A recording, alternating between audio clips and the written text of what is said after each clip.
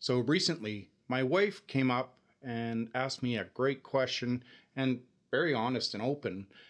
What is a person supposed to do? Like if they're to get out of debt, if they're in debt so much and they're struggling financially, like what can they do really at, whatever age? If they're 20 in their early 20s, or if they're in their late 40s or early 50s, what can they do? Like what can they really do to get out of the hole and start to make some headroom financially?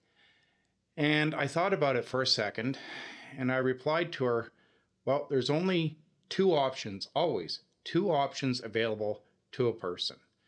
You either have to increase your income or decrease your expenses. Like there's always those two options. That's all that's available, unless you move into your parents' basement or something. But that's the only two options that a person really has to choose from, right? It makes sense. Like this is an honest conversation. I'm not trying to sell you anything.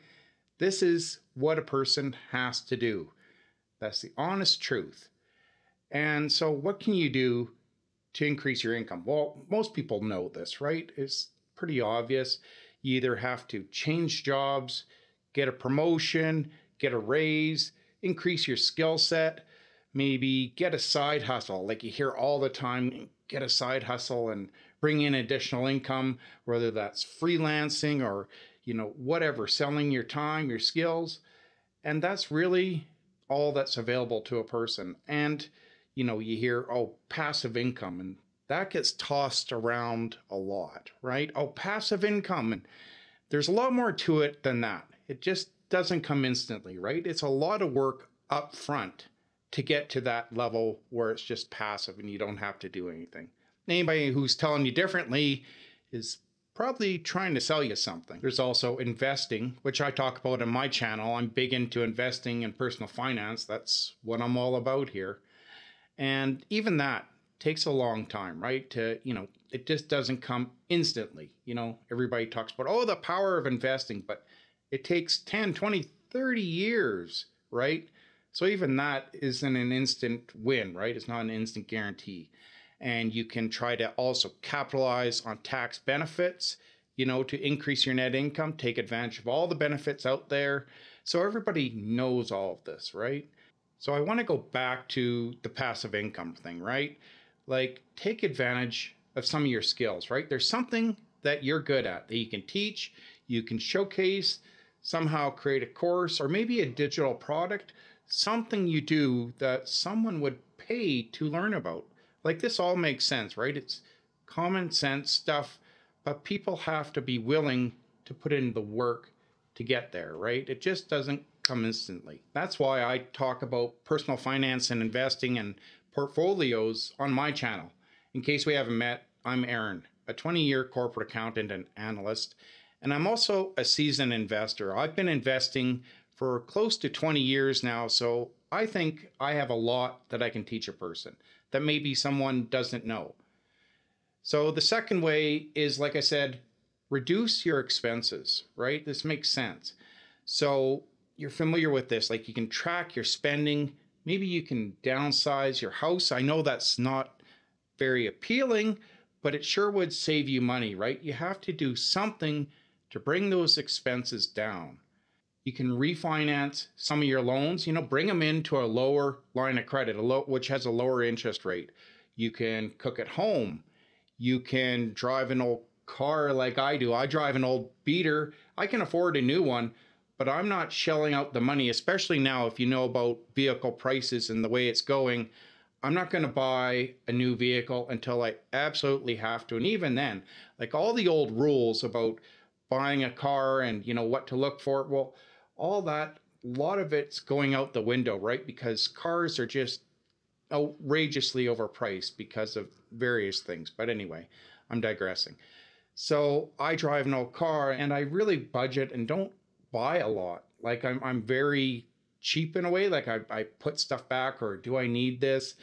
I'm not a minimalist, to be honest. Like I'm not, but I really watch. Like back in my younger years, yeah, I did all that, but not anymore. Now I'm like, no, I don't need it, or no, I'll make do with what I have. And what you do is you take that extra money that you would have had, spent on that item, and you invest it. And if you start investing that money, well, you're that much farther ahead than someone who just goes out and shells it or, pockets it and doesn't know what to do with it and spends it on little trinkets. But if I took $50, say, and I invested it and I did that every month, even that's a start, right? So you're that much farther ahead than someone else. And then you start to learn about investing and how easy it actually is.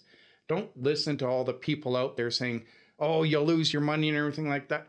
If you invest in simple things like index funds and all that, you'll very unlikely that you'll lose your money if you diversify. So you start doing stuff like that and you'll learn that it really helps and becomes a habit.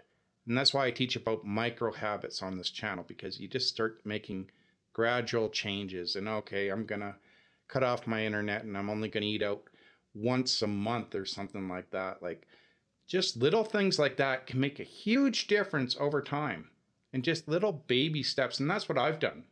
Back in my 20s, I didn't really do any of that. To be honest, I just kind of bought whatever and, didn't really think about it. And then once you get older and you learn the consequences and the value of money and, oh, if only I invested back in my 20s this amount, well, start now. The best time to invest was 20 years ago. The second best time is right now. So even if you start small, you'll be amazed at the results. Like that's what I talk about on my channel, just simple investments, like some stocks, yes, but index funds, ETFs, like things that you would very, very low risk and are such low maintenance. And I just want to go back and touch on dividends if I can. Like I don't live on dividends, but I have a healthy little bit of income. So for dividends, the average range for the dividend yield is 2.5 to 5%. So we'll say 4%, right? That 4% dividend yield is the average yield you get from a dividend, the return, the percentage rate. And so say you want to make $2,000 in a month of, returns and dividend payment income coming in. So $2,000 a month, $24,000 a year.